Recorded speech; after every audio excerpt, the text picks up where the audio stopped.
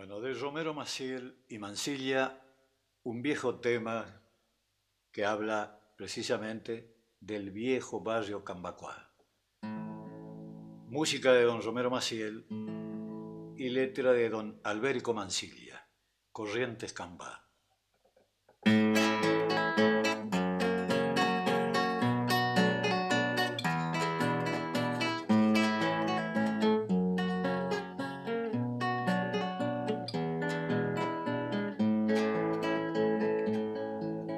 Retumba en la noche el bombo de los Cambá. La luna es una tambora que bate un son, tirada tras las barrancas del Paraná.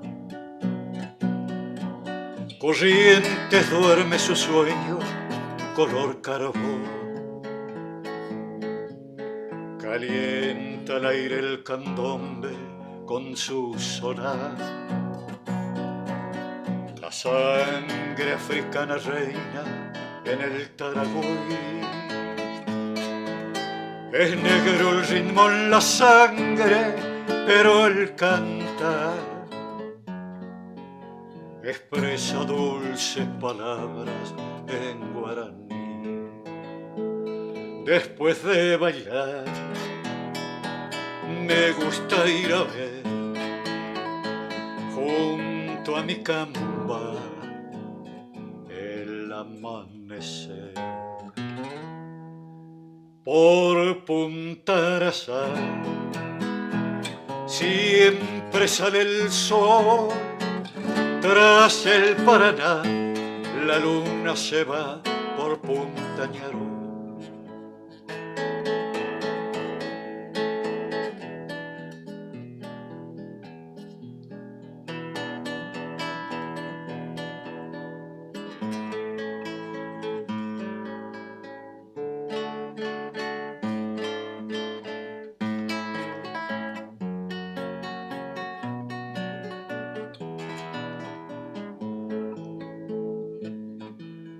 Agita el aire el candombe con su sonar.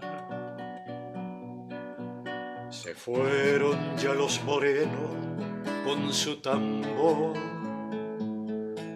La luna apagó su parche de cuero y cal.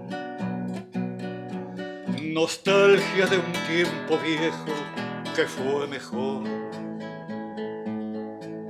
Quisieran noches de enero también estar descalzo junto a los negros, bailando así, ceñir la fina cintura de una camba y hablarle bajo de amores en guaraní. Después de bailar me gusta ir a ver junto a mi camba el amanecer. Por Punta Arazá siempre sale el sol. Tras el Paraná la luna se va por Punta Ñaró.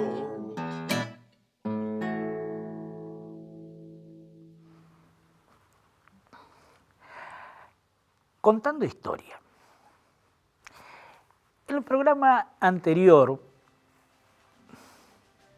abríamos y compartíamos la página de don Belisario Roldán, 16 de septiembre de 1873, 17 de agosto de 1922. Descansa en Brickman, provincia de Córdoba. Compartíamos su discurso memorable, Padre Nuestro que estás en el bronce. Compartíamos su poema, El Adiós, que lo mechamos un poquito por cuestiones temporales, pero queríamos compartir por eso de que una sucesión de datos nos llevó a esa compaginación de Buesa con la despedida, la letra cantada de ese tema, la canción del adiós, compilada por Horacio Guaraní, llevada a la discografía por él y por María Elena. Pero otro dato no menos interesante es que en ese monumento erigido al general José Francisco de San Martín en Boulogne-sur-Mer, a orillas del Canal de la Mancha, en la Avenida del Mar, durante la Segunda Guerra Mundial, Alemania poseía una base de submarinos, supuestamente. Entonces, en el año 1944, ya en los momentos finales de la gran conflagración mundial, de 1939 a 1945, duró la guerra mundial llamada Segunda Guerra del siglo XX, fue Boulogne-sur-Mer punto donde atacaron aproximadamente 437 bombarderos aéreos norteamericanos, ingleses, con el objeto de destruir la base alemana de submarinos y, por supuesto, sus fortificaciones y todo lo que fuera la provisión existente en la ciudad. Y hablan los mismos habitantes de Boulogne-sur-Mer del milagro del monumento a San Martín, porque salvo algunas esquirlas que lastimaron la base del monumento, el monumento permaneció en pie, había sido rodeado de bolsas de arena, la base, para evitar justamente los estragos del bombardeo de la aviación aliada. Pero la ciudad prácticamente quedó en las ruinas. No quedaron edificios en pie, fue totalmente destruida. Sin embargo, el monumento al general José Francisco de San Martín sigue hasta ahora en pie, obra de un escultor francés, abierta al público en 1909 con ese discurso: Padre nuestro que estás en el bronce, por y de Belisario Roldán. Ahora queremos compartir otro tema realmente trascendente y de actualidad, porque nunca la historia no nos enseña algo, no se repite, pero enseña, émula del tiempo, advertencia de lo por venir. Ya lo dijo don Cervantes de Saavedra en el Hidalgo Quijote de la Mancha. El 25 de marzo se memora nuevamente el día de la esclavitud, de la trata de esclavos provenientes de África, en ese inhumano comercio transatlántico de siglo XVIII, fines del siglo XVIII, siglo XIX. Aproximadamente 60 millones de seres humanos fueron sacados a la esclavitud desde el África. de los cuales se estima que 40 millones vinieron a América. Eran traídos en los bodegones de los barcos, atados, maniatados, encepados, con el pómulo, con el mentón sobre las rodillas y atadas las manos delante de las mismas. Miles fallecían víctimas del escorbuto, de la malaria, de la disentería,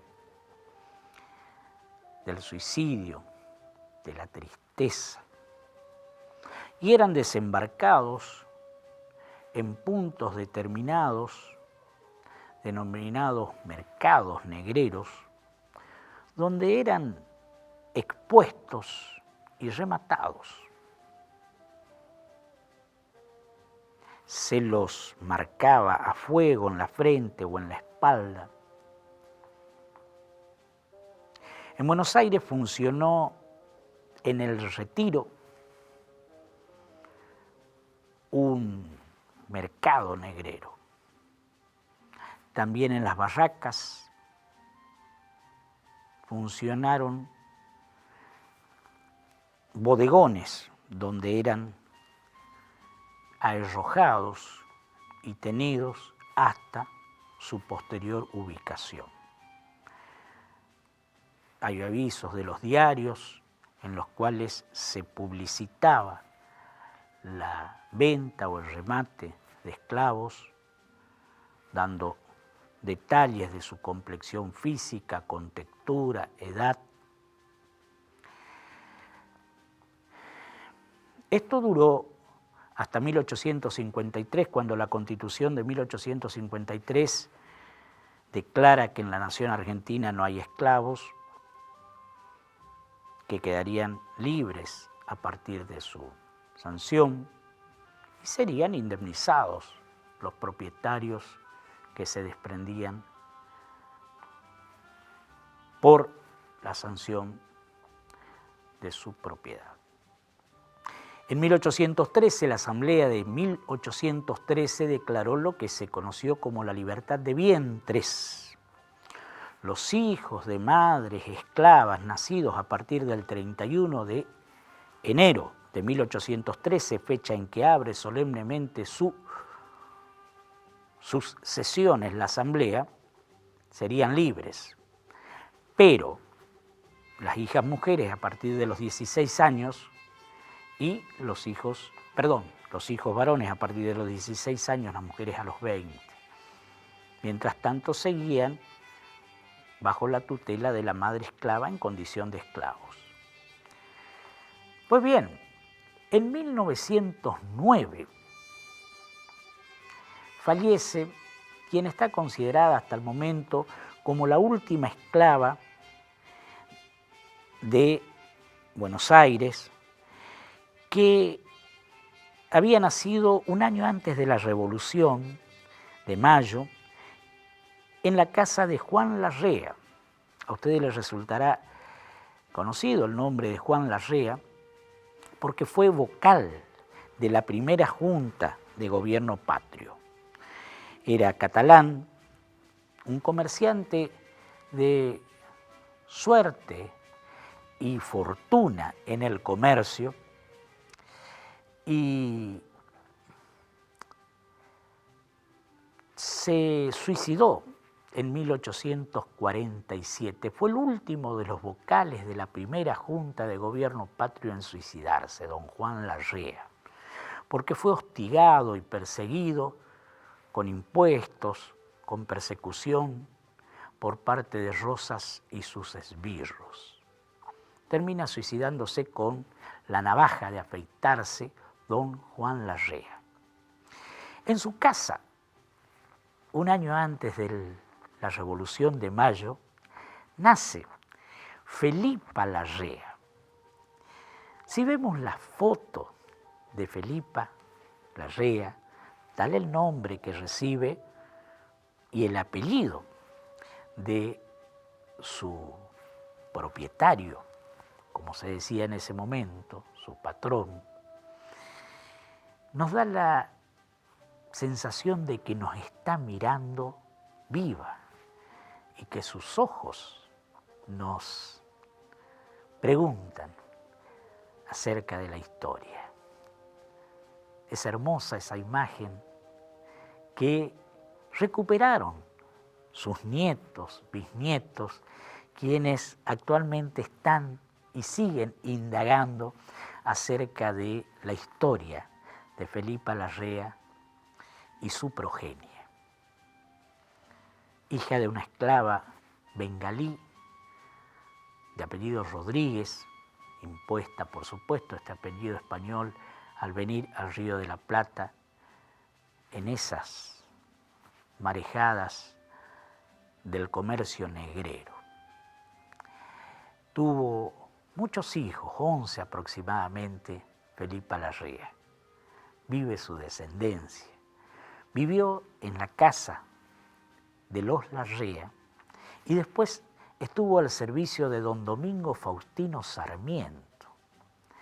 Dicen las crónicas que asistió en sus últimos momentos a la trágicamente fusilada Camila O'Gorman en el cuartel de Santos Lugares, donde se llevó adelante la sentencia que dispuso su fusilamiento junto a su amor Ladislao Gutiérrez, que habían sido delatados estando acá en el campo de Goya, enseñando en una escuela rural. De allí la justicia los llevó hasta Buenos Aires, donde se firmó la sentencia de muerte y se llevó a cabo, supuestamente embarazada, Camila O'Gorman. Y cuentan las historias orales que esta Felipa Larrea, esclava de Larrea, de Sarmiento, después liberta, la asistió porque en Santos Lugares su esposo cumplía servicios en los regimientos de Rosas. Terrible historia, la de Felipa Larrea, y rememoramos con ello esta página luctuosa de la historia. Encontramos otra lectura, cambiando el ángulo del tema hoy contado, o de los temas con los que comenzamos este programa. Realmente la literatura aborda tan amplio panorama de la vida, de la historia, que cabe siempre abrevar en sus hojas. Encontramos referencia a un pequeño libro, titulado La inteligencia de las flores. La inteligencia de las flores. Pero ustedes dirán, escribió un botánico, un científico. No, este minúsculo libro lo escribió un abogado, poeta belga, nacido en Bélgica, vivió también en Francia, Maurice Maeterlinck, algo así. Allí lo vemos en la imagen sentado en su buffet. ¿Y de qué trata la inteligencia de las flores? Te invitamos a leerlo, está en la internet, porque realmente plantea de manera, pero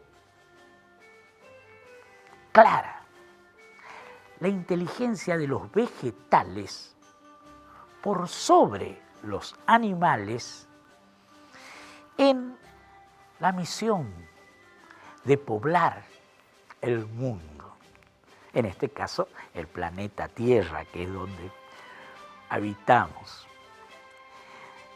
Dice Metternich, y él obviamente alude a escritores anteriores, científicos, filósofos, desde Aristóteles hacia atrás, que plantean de que el vegetal es anterior al animal y pugna permanentemente por ocupar todos los espacios del planeta Tierra, inclusive las profundidades de los mares, el mundo acuático, ríos, lagos, lagunas.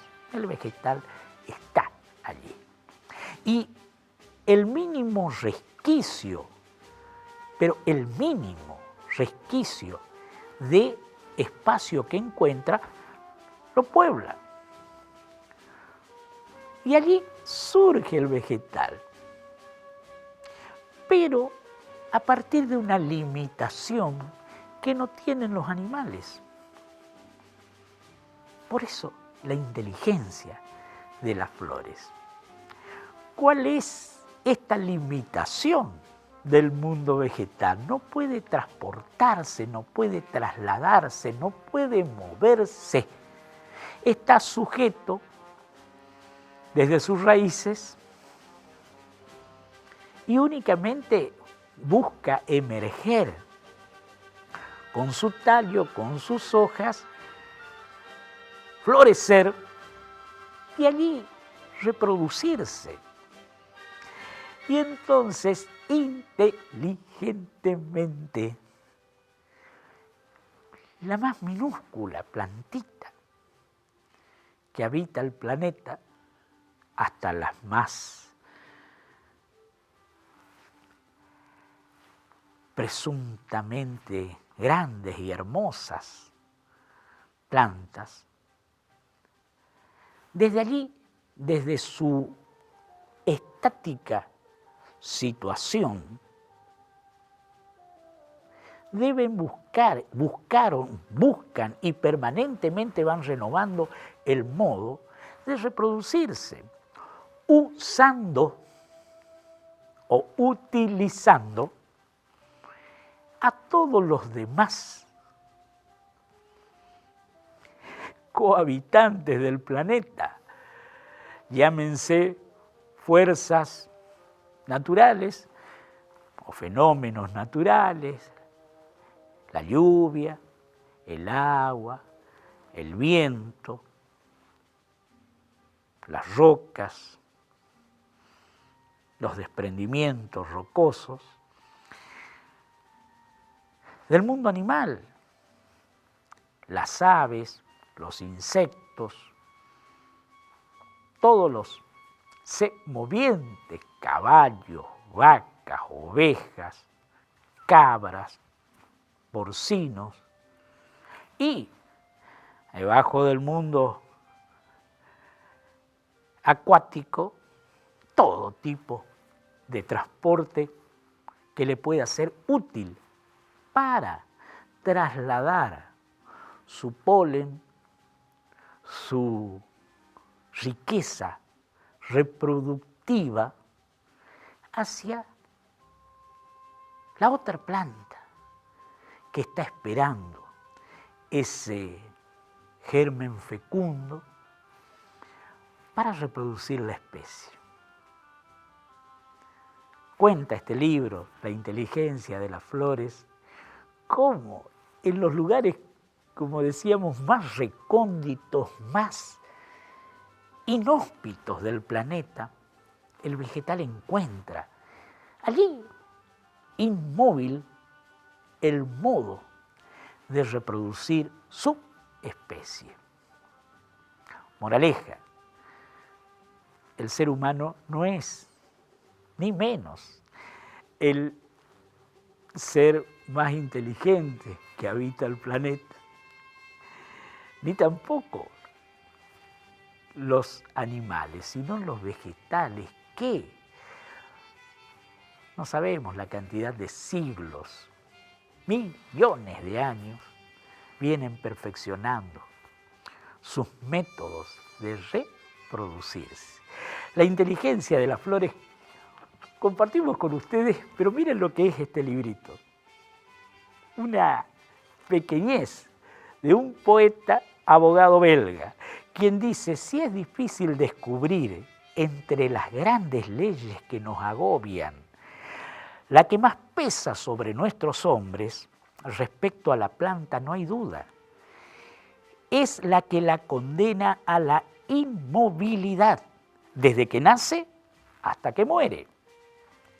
Así es que sabe mejorar, y mejor que nosotros, que dispersamos nuestros esfuerzos, contra qué rebelarse ante todo. Y la energía de su idea fija, que sube de las tinieblas de sus raíces para organizarse y manifestarse en la luz de su flor. Es un espectáculo incomparable. Vamos a compartir con ustedes parte de las lecturas de estas páginas que, reiteramos, nos dejaron maravillados. Pero para cerrar este programa vamos a presentar otro libro que también nos perturbó, porque realmente la actividad humana es asombrosa en cuanto a la capacidad que posee para acometer cualquier tipo de empresas. Ustedes recordarán que en 1789 se desarrolla el suceso de la Revolución Francesa. La Revolución Francesa, que fue fruto del siglo de las luces, el iluminismo, la reforma, el enciclopedismo, que dio todas esas nuevas ideas del siglo XVIII. Irrumpió la Revolución Norteamericana, 1776, la Revolución Francesa, 1789, después sus efectos, entre ellos la Revolución de Mayo de 1810 desde ya. Pero a los 100 años de la Revolución Francesa, en 1889, se celebró con un fasto internacional los 100 años de la Revolución Francesa y se inauguró la Torre de Eiffel, esa maravilla arquitectónica en hierro, que fue una locura. Fue prácticamente impuesta la Torre de Eiffel porque rompía todos los cánones arquitectónicos de la época. Pues bien, en 1789 la Revolución, 1889 su conmemoración de los 100 años. Comentaremos acerca de esa expedición, La jaula de los Onas, llevada al libro por un escritor magnífico argentino, Carlos Gamerro, en nuestra próxima Contando Historia. Bueno, de Romero Maciel y Mansilla, un viejo tema que habla precisamente del viejo barrio Cambacuá. Música de don Romero Maciel y letra de don Alberico Mansilla, Corrientes Cambá.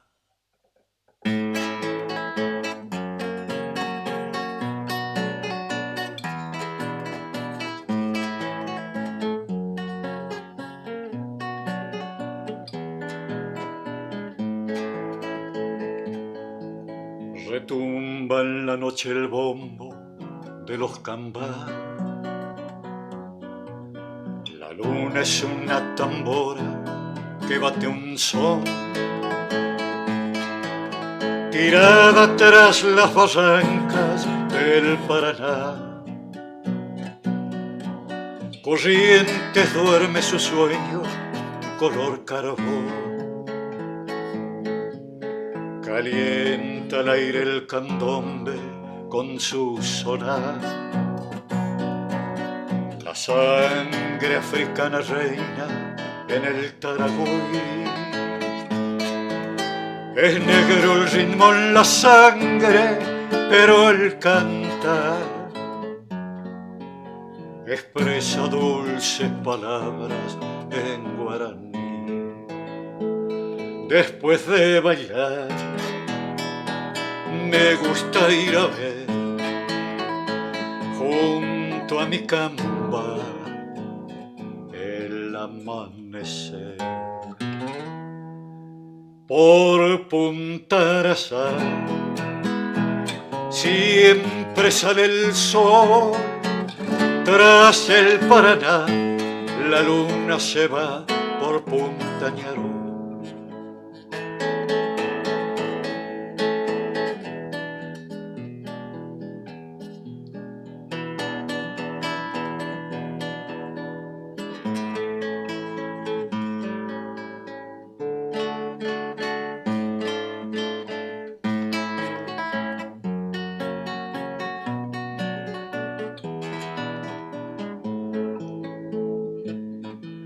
No agita el aire el candombe con su sonar.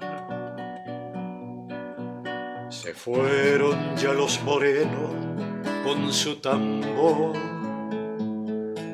La luna apagó su parche de cuero y cal.